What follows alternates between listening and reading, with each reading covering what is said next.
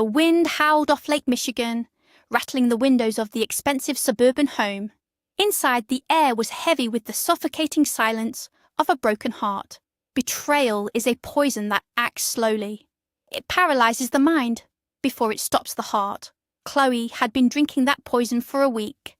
Her husband had packed his custom Italian suits and walked out the door. He left her for a woman who was supposed to be mourning a dead husband. It was a scandal that belonged in a cheap soap opera. But this was reality. And in reality, secrets always leave a trail of blood. Tonight, the past was coming back to collect its debts, and the truth waiting in the shadows would change everything. Chloe and Sarah had been best friends since their freshman year at a Chicago university. Chloe was a passionate dancer who gave up her dreams to support her ambitious husband. Liam was a smooth-talking entrepreneur who built a lucrative craft distillery business. He loved money more than he loved his wife. Sarah was a sharp-tongued corporate accountant. She survived a disastrous marriage and swore off men forever. Their lives were predictable until tragedy struck their social circle. Daniel, a wealthy philanthropist, and Liam's close friend supposedly drove his SUV to the lake and drowned himself. His body was never recovered. His beautiful, aristocratic wife Evelyn played the grieving widow perfectly. But less than a month later, Liam abandoned Chloe to move in with Evelyn. Chloe was left to rot in her empty house. She stopped eating, she stopped sleeping, she simply waited for her life to end. But Sarah refused to let her best friend fade away. The heavy mahogany door groaned as Sarah pushed it open. The house smelled of stale air, sour milk, and absolute despair. The velvet curtains were drawn tight across the massive living room windows. They blocked out the harsh afternoon sunlight completely. Dust motes danced in the single beam of light piercing through a crack in the blinds. Sarah stepped carefully over discarded sweaters and empty wine bottles scattered across the expensive hardwood floor. She marched straight up the sweeping staircase to the master bedroom. She found Chloe curled up on the centre of the king-size bed. Chloe was wrapped tightly in a thick down comforter. She was staring blankly at the beige wallpaper. Her green eyes were swollen, red, and completely devoid of life. She looked like a broken porcelain doll left behind in an abandoned attic. Sarah felt a sudden surge of anger mixed with profound pity. She dropped her heavy leather purse on a nearby reading chair. The loud thud echoed sharply in the silent room. Chloe did not even blink or turn her head. Sarah walked over to the window and grabbed the heavy curtains. With one swift and violent motion, she yanked them open. Bright sunlight flooded the room, harsh and totally unforgiving. Chloe let out a weak groan and pulled the heavy blanket over her face. She muttered something incoherent about wanting the world to end. Sarah crossed her arms and glared at the trembling lump under the covers. This pity party was officially over. It was time to drag her best friend back from the edge of the abyss. Sarah leaned over the bed and ripped the comforter away. Chloe shivered in the sudden cold air, hugging her knees to her chest. Sarah spoke with a voice like cracked ice. She warned Chloe that she was exactly 2 minutes away from dialing 911. She threatened to have her committed to a psychiatric ward. She painted a vivid and terrifying picture of padded walls and forced medication. She described nurses feeding her oatmeal through a plastic tube. It was a desperate bluff, of course, but it was the only way to shock her best friend back to reality. The silence stretched on for a terrifying minute. Finally, Chloe slowly sat up. Her red hair was a tangled, greasy mess that looked like a bird's nest.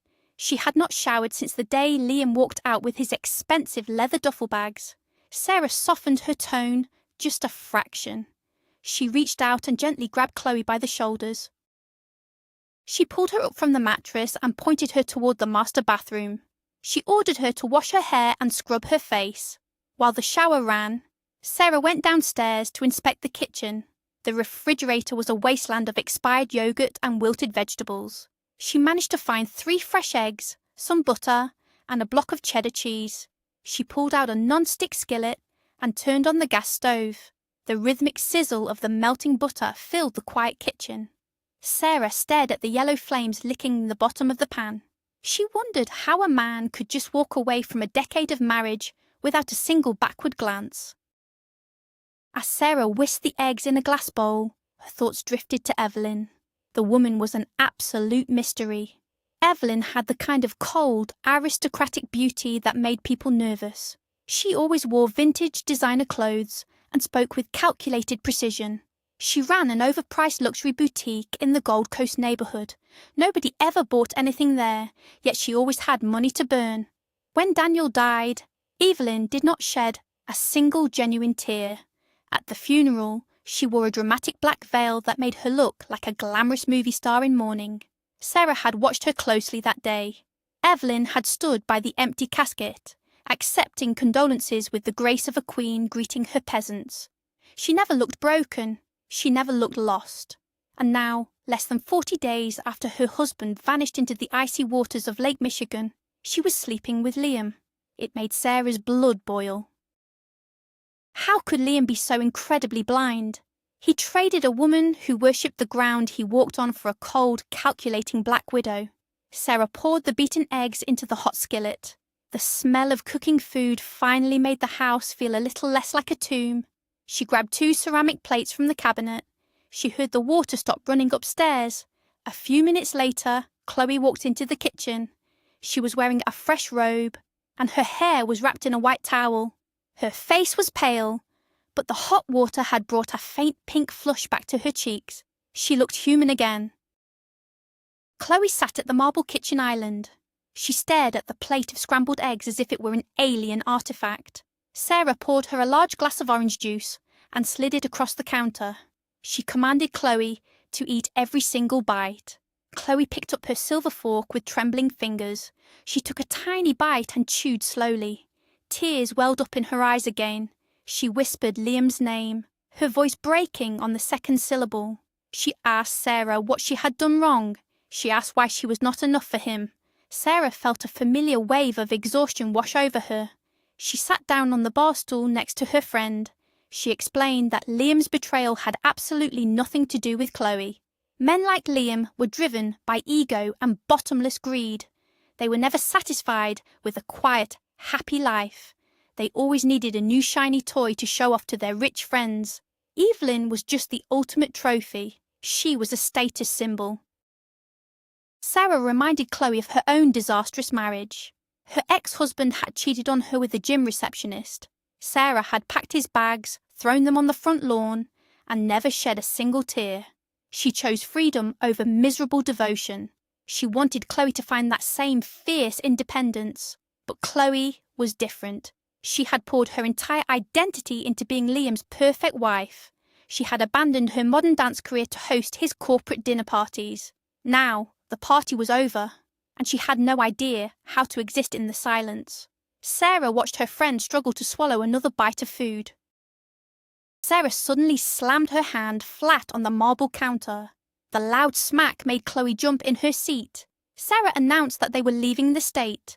She refused to let Chloe spend another week rotting in this gloomy Chicago suburb. She pulled out her smartphone and immediately opened a travel application. She rapidly scrolled through last-minute flight deals. She declared that they were going to Miami. They were going to drink expensive cocktails on the beach. They were going to get sunburned and forget that men even existed. Chloe panicked. She shook her head violently. She argued that she could not possibly leave. What if Liam came back? What if he realized he made a terrible mistake and needed to apologize? Sarah rolled her eyes toward the ceiling. She told Chloe that Liam was currently busy drinking vintage champagne in a luxury penthouse with a widow. He was not coming back to apologize. Sarah tapped her phone screen 3 times. She locked in 2 non-refundable tickets to Florida. The flight was scheduled to depart from O'Hare International Airport in exactly 4 hours. Chloe gasped in absolute shock. She claimed she had nothing to wear. She claimed she was not mentally prepared for sunshine. Sarah ignored her protest completely. She grabbed Chloe by the arm and marched her back upstairs to the enormous walk-in closet. She pulled out a sleek emerald green evening dress and tossed it onto the bed. She ordered Chloe to pack her best clothes. There would be no crying allowed in the state of Florida. That was a strict rule. The flight to Miami was a turbulent nightmare. The plane shook violently as it broke through the thick Midwestern storm clouds. Chloe clutched the armrests until her knuckles turned completely white. Sarah simply stared out the small plastic window, lost in her own dark thoughts. She thought about Daniel's tragic end. Daniel had been a genuinely good man.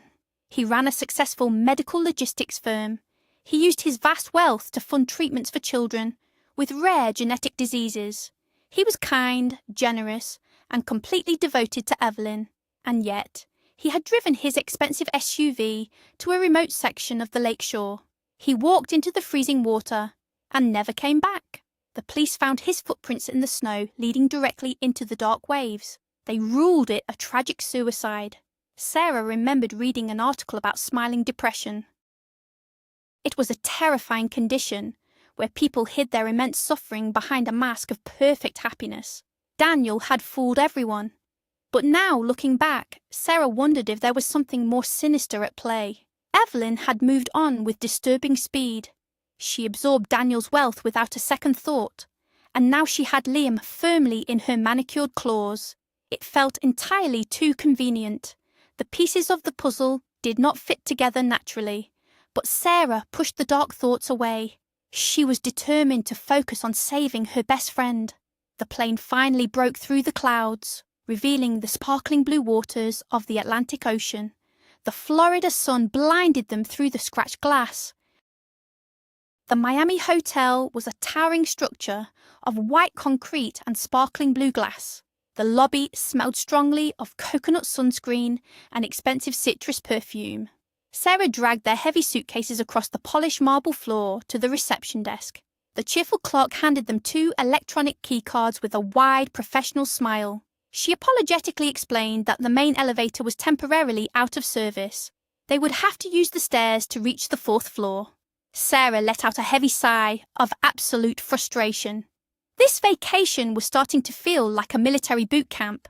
Chloe slung her designer travel bag over her shoulder and began the long climb up the carpeted staircase. By the 2nd floor, both women were panting heavily. The humid tropical air was making it difficult to breathe. Suddenly, a deep, resonant male voice echoed from the landing above them.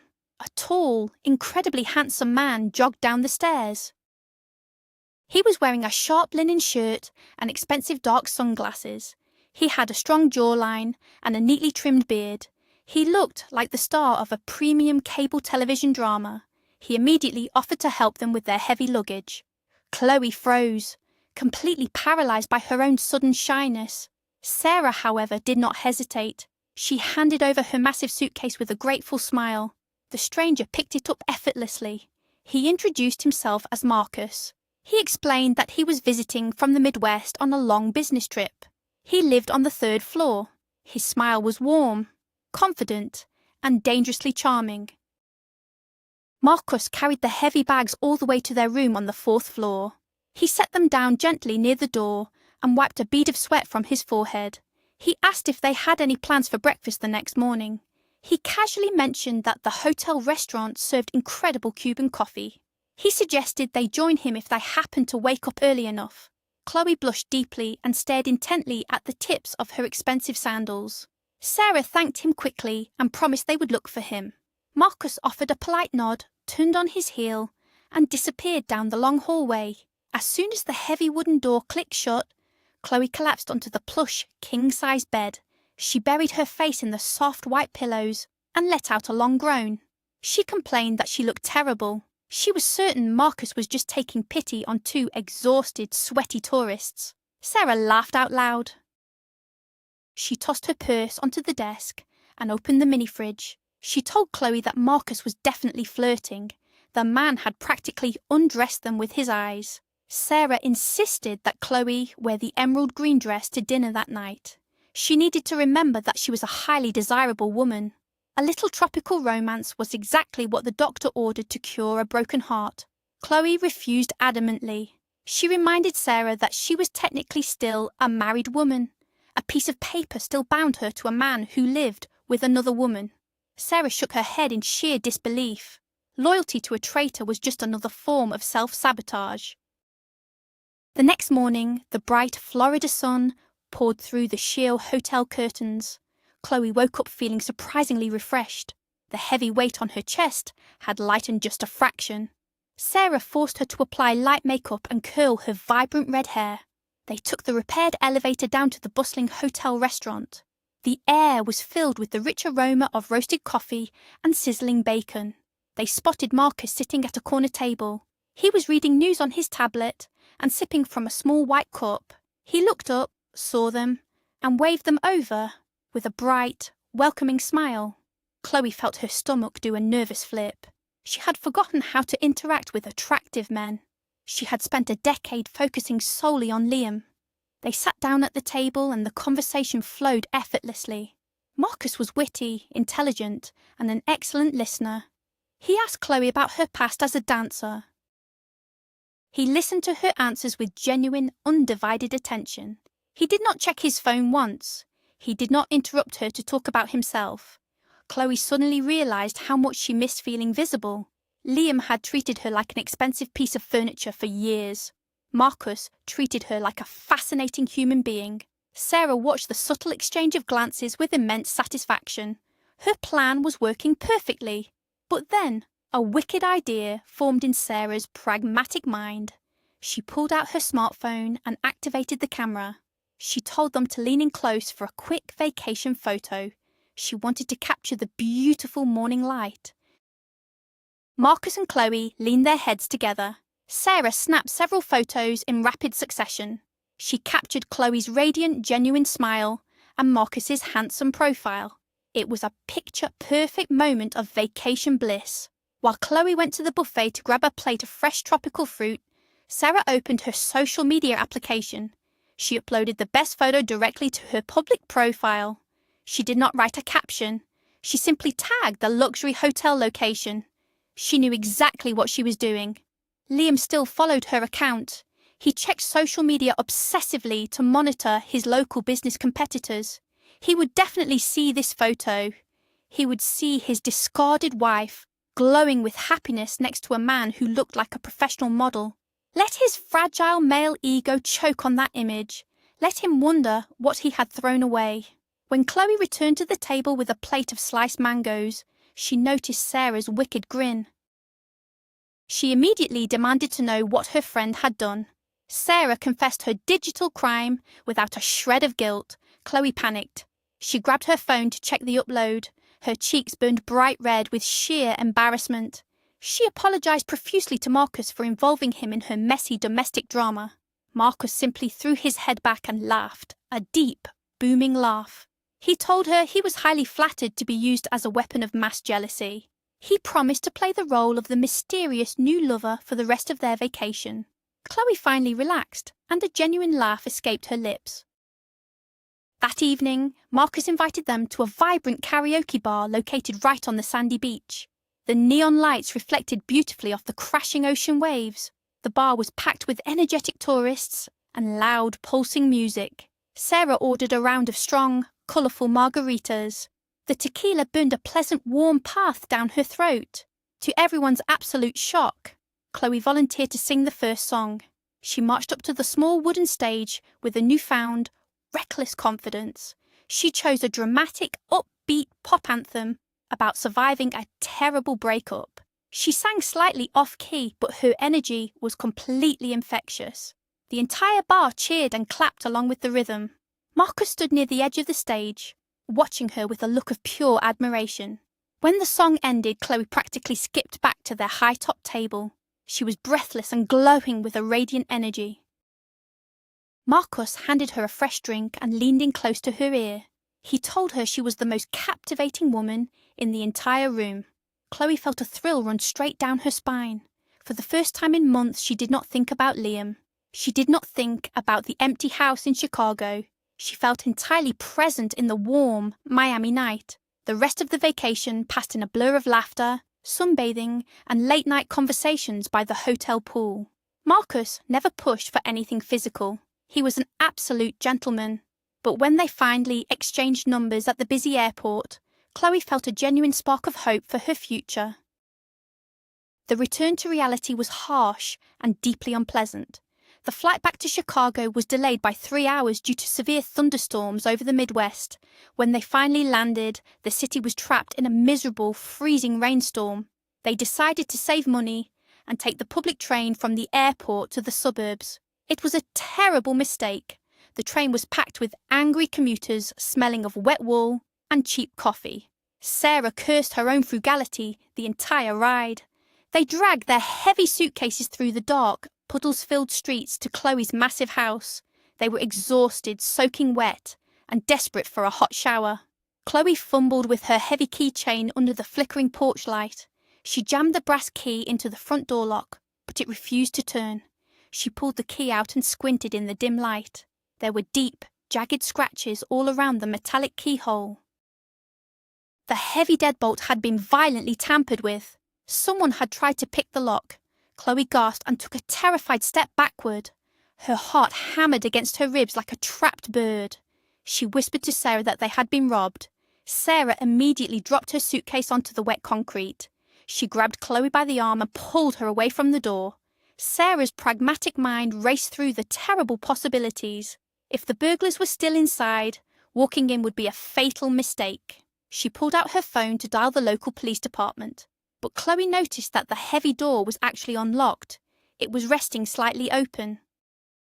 Chloe stared at the dark crack between the door and the wooden frame. The house was completely silent. There were no lights visible from the outside. Sarah whispered fiercely, demanding they retreat to the sidewalk and wait for the police patrol. But Chloe was suddenly paralyzed by a strange, overwhelming sense of dread. What if Liam had returned in a drunken rage? What if he was waiting inside the dark hallway? Before Sarah could stop her, Chloe pushed the heavy door open and stepped into the pitch-black foyer. Sarah cursed loudly under her breath. She had no choice but to follow her friend into the potential danger zone. Sarah frantically searched the dark entryway for a makeshift weapon. She grabbed a heavy, solid bronze umbrella stand. It weighed at least 10 pounds and could easily crush a human skull. She held it high above her head, ready to swing at the first shadow that moved. Chloe fumbled blindly along the textured wallpaper until she found the main light switch. She flipped it upward. The grand crystal chandelier flared to life, flooding the foyer with blinding, brilliant light. The house appeared entirely normal. There was no overturned furniture. There was no shattered glass on the expensive rugs. The valuable paintings were still hanging securely on the freshly painted walls. The silence in the massive house was absolutely deafening. Sarah lowered the heavy bronze stand just an inch. Her muscles ached from the intense adrenaline rush. She told Chloe they needed to search every single room before putting their bags down. Sarah instructed Chloe to check the kitchen while she moved cautiously toward the formal living room. The thick Persian rug muffled her careful footsteps. The living room was shrouded in deep shadows. The heavy velvet curtains were still drawn tight, just as Sarah had left them days ago. Sarah reached out and flicked the brass switch on the wall. A tall floor lamp illuminated the far corner of the room. Sarah let out a blood-curdling scream and dropped the bronze umbrella stand. It hit the hardwood floor with a deafening crash. A man was sitting on the expensive leather sofa. He was eating a slice of cold pizza directly from a cardboard delivery box. He froze, a piece of pepperoni dangling from his lip. Chloe came sprinting in from the kitchen, wielding a massive chef's knife. She stopped dead in her tracks. The knife slipped from her trembling fingers and clattered onto the floor. The man on the couch slowly raised his hands in a gesture of absolute surrender. He looked exhausted, pale, and terribly thin. He had a deep, purple bruise fading along his left jawline. He wore a cheap grey hooded sweatshirt that was 3 sizes too large for his frame. Chloe's knees buckled completely. She collapsed onto the floor, staring in absolute terrifying disbelief. The man sitting on her sofa was Daniel. Daniel, the beloved philanthropist. Daniel, the man whose empty casket they had buried in the frozen ground just weeks ago. The dead man swallowed his bite of pizza and offered a weak, apologetic smile to the terrified women. The silence in the living room was thicker than concrete. Sarah felt the room spinning violently around her. She squeezed her eyes shut, entirely convinced she was having a stress-induced hallucination. When she opened them again, The ghost was still sitting on the leather couch. He reached for a paper napkin and casually wiped a smear of tomato sauce from his chin. Chloe was hyperventilating on the floor. She scrambled backward until her spine hit the heavy oak bookcase. She pointed a shaking finger at the man and demanded to know what kind of sick joke this was. Daniel let out a long, heavy sigh. He slowly stood up from the couch. He moved with a stiff, painful limp. He walked over to Chloe and crouched down gently in front of her. He extended his warm, solid hand. He told her to touch his arm. He promised he was not a ghost, a demon, or a hallucination. Chloe reached out with trembling fingers. She pressed her fingertips against his bare wrist. She felt the steady, rhythmic thumping of a human pulse beneath his skin. He was warm. He was incredibly real. Chloe burst into loud, hysterical tears. She threw her arms around his neck and hugged him tightly. Daniel awkwardly patted her back, apologizing repeatedly for scaring them to death. Sarah finally found her voice. She demanded a full explanation immediately. She wanted to know whose body was rotting inside the expensive mahogany casket they had wept over. She wanted to know why he had allowed his beautiful wife to play the role of the tragic grieving widow. Daniel asked Sarah to brew a large pot of strong black coffee. He needed caffeine to get through the massive confession he was about to make. 10 minutes later, they were all sitting around the marble kitchen island. Daniel held a steaming ceramic mug tightly in both hands. He stared down at the dark liquid as if gathering his fragmented memories. He began his story 6 months ago. He explained how his marriage to Evelyn had started to crumble into dust. Evelyn had always been obsessed with high society and the appearance of immense wealth. She convinced Daniel to bankroll a high-end fashion boutique in the most expensive shopping district in the city. She wanted to sell exclusive European designer gowns to the local elite. Daniel, blinded by love, signed the massive commercial lease, but the boutique was a massive financial failure from the very first day. The prices were astronomical, and the wealthy locals preferred established luxury brands. The store sat empty for months. Daniel was burning through cash to keep the lights on. He begged Evelyn to adjust the business model, but she refused to compromise her artistic vision. She claimed the boutique was meant to be an exclusive club, not a retail circus. Daniel resigned himself to taking a massive financial loss. But then, a sudden miracle happened. The boutique's accounting software started showing massive profits. Hundreds of thousands of dollars were flowing into the business accounts every single week. Evelyn claimed she had found a private network of foreign investors, but Daniel knew she was lying straight to his face. Daniel was a successful businessman who knew how to read complex financial documents. The numbers coming from the boutique made absolutely no logical sense. The inventory logs did not match the massive cash deposits. He decided to visit the store unannounced on a quiet Tuesday afternoon. Evelyn was out having lunch at a country club. The young, nervous salesgirl was alone in the shop. Daniel slipped into the back storage room under the pretense of looking for financial ledgers. He found a hidden rack of cheap synthetic dresses mixed in with the European silk gowns. The tags were completely forged. He confronted the terrified salesgirl. She burst into tears and confessed the entire scheme. Evelyn was not selling luxury fashion. She was providing a legitimate front for a massive money laundering operation. Powerful local men were bringing bags of dirty cash to the store. Evelyn would process the cash as phantom retail sales, take a hefty percentage for herself, and transfer the clean money into offshore corporate accounts. Daniel was absolutely horrified. He was a respected philanthropist with a spotless reputation. If the federal authorities raided the boutique, he would be implicated in massive federal crimes. He hired an expensive private investigator to follow Evelyn and identify the criminal clients. A week later, the investigator handed him a thick manila envelope filled with high-resolution photographs.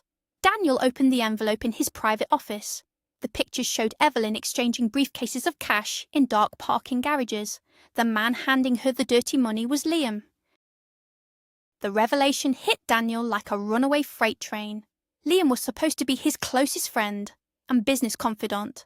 Now, Liam was using Daniel's wife to clean his dirty money, and it was not just a business relationship. The photographs showed Liam and Evelyn sharing intimate, passionate kisses inside a luxury sports car. They were sleeping together behind everyone's backs. Daniel felt a blinding, violent rage take control of his logical mind. He called Liam and demanded to meet him immediately at an upscale downtown steakhouse. He did not mention the money laundering or the affair over the phone. When Liam arrived, looking slick and perfectly confident in a tailored suit, Daniel threw the photographs across the white linen tablecloth. Liam did not flinch. He did not apologize. He calmly picked up his expensive Scotch glass and took a slow sip. He leaned across the table and told Daniel to keep his mouth firmly shut.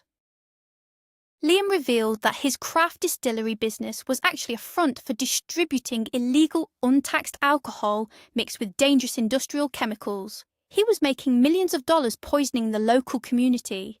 If Daniel went to the police, Liam promised to destroy his charity foundation with forged documents. He threatened to ruin Daniel's reputation forever. Daniel walked out of the steakhouse, leaving the photographs scattered among the expensive silverware. He drove home in a state of absolute shock. He decided he needed to confront Evelyn before calling his lawyers to draft the divorce papers. When Daniel arrived home, Evelyn was lounging in the massive master bathroom. She was wearing a silk robe and had a thick green clay mask smeared across her face. She looked like a terrifying reptilian monster. Daniel burst into the room smelling strongly of expensive bourbon. He had stopped at a bar to numb his shattered nerves.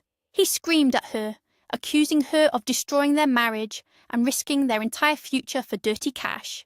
He threw the investigator's file onto the marble counter. Evelyn slowly turned her head. Her face was completely devoid of emotion beneath the hardening clay. She did not yell back. She did not cry or beg for forgiveness.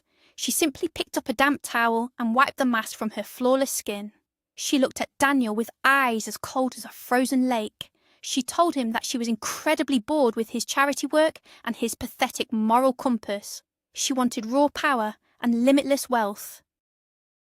Liam was providing exactly what she desired.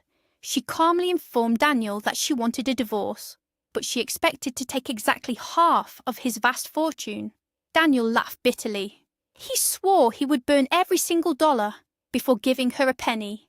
He promised to hand the entire criminal file over to the federal authorities the very next morning. He stumbled out of the bathroom and collapsed onto the guest room bed, passing out from the heavy alcohol. That threat was the biggest mistake of his entire life. It signed his death warrant before the sun even rose. Daniel woke up to the sensation of violent movement. The world was pitching and rolling in total darkness. He tried to rub his aching head, but his hands were bound tightly behind his back, with thick plastic zip ties. His ankles were taped together. A dirty, foul-smelling rag was stuffed deep into his mouth, gagging him. He realized with sheer panic that he was lying in the trunk of a moving vehicle. The hum of the tires against the wet asphalt vibrated through his bones. He struggled violently, kicking his bound legs against the metal walls, but it was completely useless. The vehicle finally slowed down and turned off the paved highway. The smooth ride turned into a violently bumpy nightmare as they drove down a deeply rutted dirt road. The car finally lurched to a halt. The heavy engine died. A heavy door slammed shut. Footsteps crunched slowly on frozen gravel. The trunk suddenly popped open, flooding the small space with blinding moonlight. A large, muscular man grabbed Daniel by the collar and dragged him out onto the frozen ground. Daniel landed hard on his shoulder, groaning through the dirty rag. The man was wearing a dark ski mask. He pulled a massive, serrated hunting knife from a leather sheath on his belt. The steel blade gleamed ominously in the cold moonlight. Daniel squeezed his eyes shut, bracing for the fatal plunge. He silently prayed for a quick, painless death. He thought about the sick children his charity supported. He realized he would never see them grow up. He waited for the end. The masked man kneeled beside Daniel in the freezing mud, but instead of plunging the heavy knife into Daniel's chest, the man slipped the sharp blade under the thick plastic zip ties binding his wrists. With one swift, forceful motion, the plastic snapped. The man quickly sliced the thick tape around Daniel's ankles. He pulled the foul rag from Daniel's mouth. Daniel gasped violently for the freezing night air. He scrambled backward, confused and completely terrified. The hitman stood up and casually sheathed his heavy knife. He pulled off his dark ski mask. He had a brutal, flattened nose and a thick, jagged scar running down his left cheek. He looked down at Daniel and spat on the frozen ground. The hitman explained that Evelyn had paid him a massive sum of cash to make Daniel disappear permanently in the deep lake. But the hitman had a secret. 2 years ago, his young daughter had been diagnosed with a rare, fatal blood disease. Daniel's charity foundation had anonymously paid for the experimental surgery that saved her life. The hitman recognized his target from a charity newsletter. He refused to murder the man who had saved his only child. But he warned Daniel that Evelyn would simply hire someone else if he returned to the city. The hitman ordered Daniel to leave his shoes, his expensive watch, and his wallet inside the SUV. He told him to walk along the icy shoreline for 5 miles until he reached a desolate truck stop. The hitman promised to push the empty vehicle into the deep water to stage a tragic suicide. Daniel had survived the freezing, torturous walk through the deep snow. He hitchhiked inside the cab of a massive logging truck heading far north. He ended up in a tiny, desolate logging town in northern Wisconsin. He rented a small, unheated cabin, using cash he borrowed from a sympathetic local bartender. For over a month, Daniel lived completely off the grid. He grew a thick beard and chopped firewood to survive the brutal winter temperatures. He believed he was protecting his own life by staying dead. But then he saw a discarded newspaper in the local diner. The front page of the business section featured a large glossy photograph of Evelyn and Liam.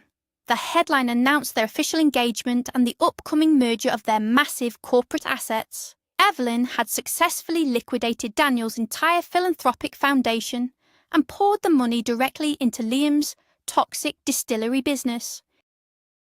They were expanding their criminal empire using the money meant for dying children. That was the final straw. Daniel realized that hiding in the woods was an act of pure cowardice. He had to stop them. He hitchhiked back to Chicago, sneaking into the suburbs under the cover of darkness. He broke into Chloe's house because he knew it was empty, and he needed a safe place to plan his next move. Sarah listened to the incredible story with her mouth hanging slightly open. She slammed her coffee mug onto the marble counter. She declared that it was time to go on the offensive. They were going to destroy Liam and Evelyn completely. Sarah's pragmatic, analytical brain immediately shifted into overdrive. They needed hard, undeniable proof of the money laundering and the toxic alcohol distribution. Without physical evidence, Evelyn and Liam would simply use their massive wealth to bribe local judges and escape prosecution. Daniel revealed that Liam kept a secondary set of encrypted financial ledgers locked inside a hidden wall safe in his home office. If they could get those ledgers, the federal authorities would have enough evidence to put them both in federal prison for decades. But Liam's house was heavily fortified with a modern, expensive security system. Chloe suddenly spoke up. Her voice was no longer trembling. It was cold, steady, and filled with a terrifying resolve. She knew the master access code to the security system. Liam had never bothered to change it because he assumed Chloe was too weak to ever return to the property. They quickly formulated a dangerous plan. Chloe would call Liam and pretend to be having a massive emotional breakdown. She would beg him to meet her at a public coffee shop downtown, claiming she needed closure to sign the final divorce papers. Liam's massive ego would never allow him to refuse. He loved watching her suffer. While Liam was distracted downtown, Sarah and Daniel would break into the massive suburban house. Daniel knew how to bypass the internal office alarms. They would steal the physical ledgers and escape before Liam ever realized he had been robbed blind. It was incredibly risky, but they had absolutely no other choice. The next morning, Chloe sat at her kitchen table and dialed Liam's private cellular number. Her hands were shaking, but her voice was perfectly controlled. When Liam answered, he sounded annoyed and incredibly arrogant. Chloe immediately launched into an Oscar-worthy performance. She forced her voice to break. She sobbed softly into the microphone. She begged him to meet her at a crowded Starbucks in the downtown financial district. She promised to sign over the massive house if he would just sit with her for 30 minutes.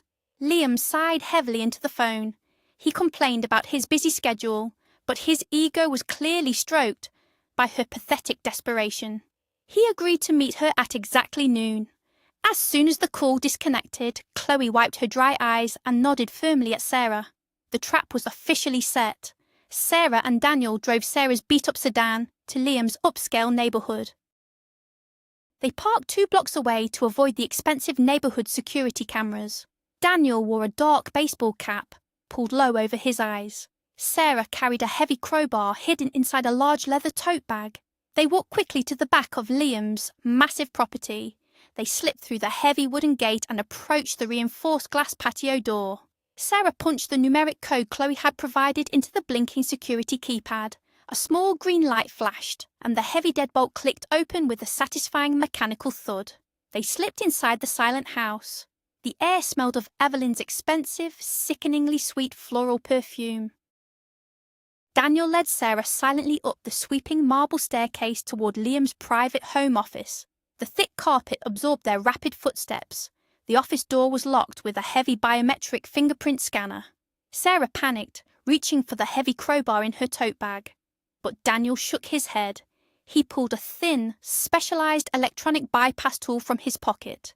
He had purchased it from a shady contact during his time in Wisconsin. He carefully wedged the metal tool under the plastic scanner casing. He short-circuited the internal wiring with a tiny spark. The heavy door popped open instantly. The office was decorated in dark mahogany and expensive leather. Daniel walked straight to a massive bookshelf covering the entire back wall. He pulled out a heavy leather-bound copy of a classic novel. The wooden panel behind the book suddenly popped open, revealing a thick steel wall safe. Daniel wiped a bead of nervous sweat from his forehead. He slowly turned the heavy metal dial, listening closely to the internal tumblers falling into place. After 3 agonizing minutes, the heavy steel door swung open. Inside, sitting on a velvet shelf, were 3 thick black ledger books. Daniel grabbed them and quickly flipped through the stiff paper pages. The columns were filled with detailed records of illegal chemical purchases, massive cash deposits, and offshore bank transfers. It was the smoking gun they desperately needed. Sarah shoved the heavy books into her leather bag. They scrambled out of the house just as Liam's luxury sports car pulled into the paved driveway. They sprinted down the back alley, their lungs burning from the freezing Chicago air. They dove into Sarah's rusted sedan just as Liam opened his front door. Sarah jammed the keys into the ignition and sped away from the affluent neighborhood. They drove back to Chloe's house in complete, stunned silence. When they arrived, Chloe was waiting nervously by the front window. She had successfully stalled Liam at the coffee shop, acting like a hysterical, heartbroken mess until he threw a $20 bill on the table and stormed out in absolute disgust. Daniel spread the stolen black ledgers across the kitchen island. The evidence was far worse than he had ever imagined. Liam was not just laundering money. He was actively purchasing industrial-grade methanol and mixing it with cheap-grain alcohol to increase his distillery profits.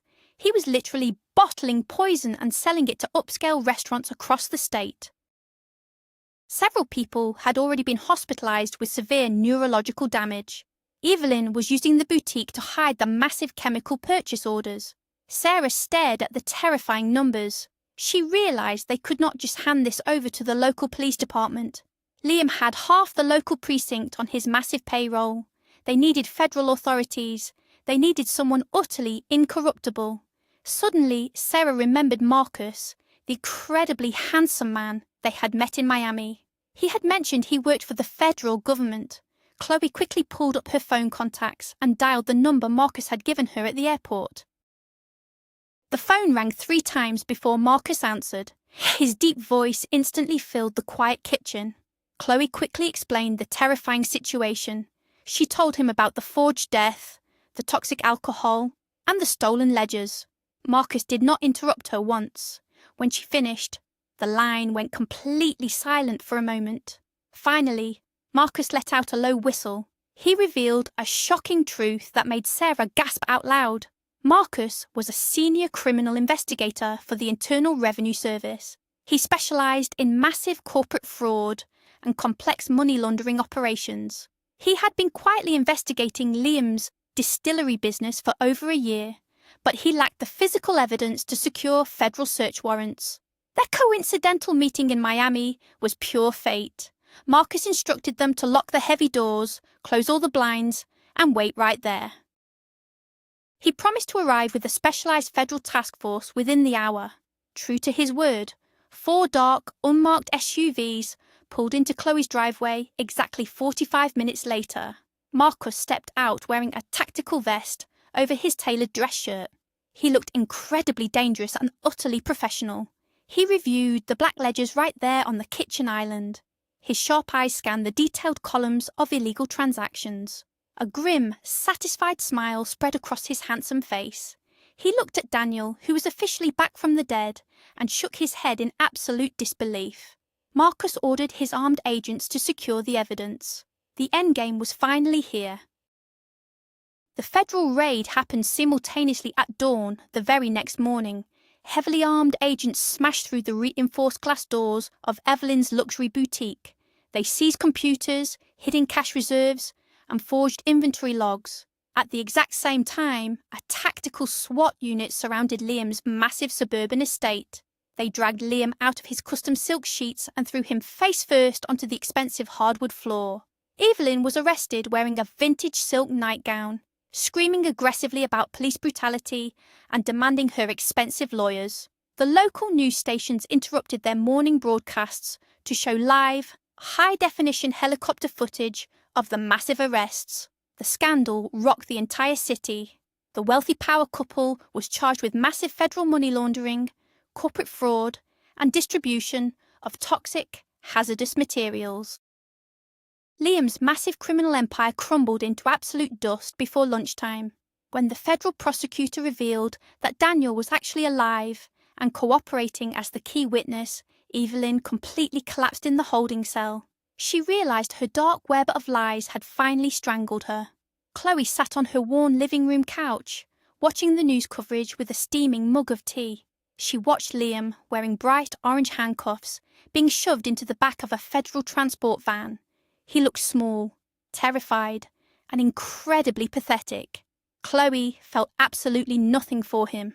The heavy, suffocating chain that had bound her to that toxic man was finally, permanently broken. She was free.